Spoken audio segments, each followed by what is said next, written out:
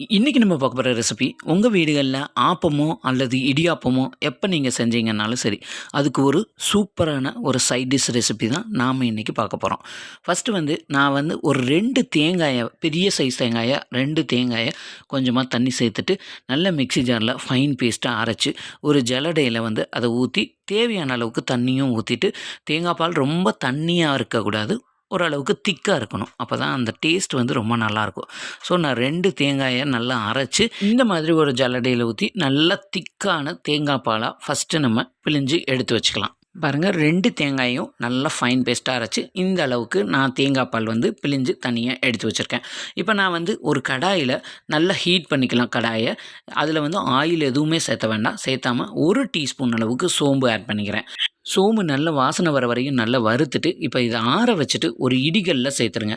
சேர்த்துட்டு இதை நல்லா பவுடராக நம்ம நல்லா அரைச்சி எடுத்துக்கலாம். அல்லது மிக்ஸி ஜாரில் சேர்த்து கூட ஃபைன் பவுடராக அரைச்சி ஒரு பாட்டிலில் ஸ்டோர் பண்ணி வச்சுக்கிட்டிங்கன்னா நீங்கள் தேவைப்படும் போது யூஸ் பண்ணிக்கலாம். பாருங்கள், இந்த மாதிரி அரைச்சதுக்கப்புறமா அந்த பவுடரை அதே ஜல்லடையில் கொட்டிட்டு மேலாப்பில் இந்த மாதிரி அந்த பாலில் கரைச்சி விட்டோன்னா நல்லா அந்த ஃப்ளேவர் மட்டும் நல்லா இறங்கிடும் அதில்.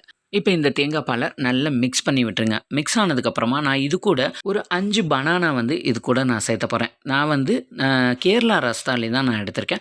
இதில் ஒரு 5 வாழைப்பழத்தை இந்த மாதிரி ரவுண்டு ஸ்லைஸாக கட் பண்ணிவிட்டு, ரொம்ப சன்னமாக கட் பண்ணுங்கள், அப்போ தான் நல்லாயிருக்கும். ஸ்லைஸாக இந்த மாதிரி கட் பண்ணி இந்த வாழைப்பழத்தையும் நம்ம இந்த தேங்காய் பாலில் இதோட ஆட் பண்ணிடுங்க. ஆட் பண்ணிவிட்டு இது கூட ஸ்வீட்னஸ்க்கு தேவையான அளவுக்கு நான் 1/2 கப் அளவுக்கு சுகர் சேர்த்துறேன். உங்களோட தேவைக்கு ஏற்ற மாதிரி சுகரை கூட்டி குறைச்சி சேர்த்துக்கோங்க. இப்போ சுகர் ஆட் பண்ணிவிட்டு நல்லா மிக்ஸ் பண்ணி விட்டுருங்க.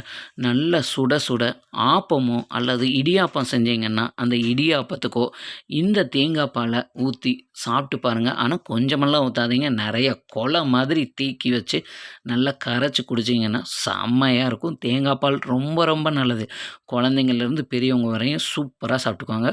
இந்த ஃப்ளேவர் நான் சேர்த்துருக்கேன், இந்த சோம்போட ஃப்ளேவர் இதுக்கு ரொம்ப ரொம்ப நல்லாயிருக்கும். இது வரைக்கும் நிறையா நீங்கள் ஏலக்காயை வச்சு தான் தேங்காய் பாலுக்கு நீங்கள் சேர்த்து செஞ்சுருப்பீங்க. இந்த மாதிரி ஒரு வாட்டி சோம்பை சேர்த்து செஞ்சு பாருங்கள். ரொம்ப டேஸ்ட்டும் ஃப்ளேவரும் ரொம்ப ரொம்ப நல்லாயிருக்கும். கண்டிப்பாக ட்ரை பண்ணி பாருங்கள். ஹெல்த்துக்கும் ரொம்ப ரொம்ப நல்லது. வயிற்று புண்ணு, வாய் புண்ணு இதெல்லாம் இருந்தால் இந்த தேங்காய் பால் ரொம்ப நல்லது. வீடியோ பிடிச்சிருந்தால் லைக் பண்ணி சப்ஸ்கிரைப் பண்ணிடுங்க.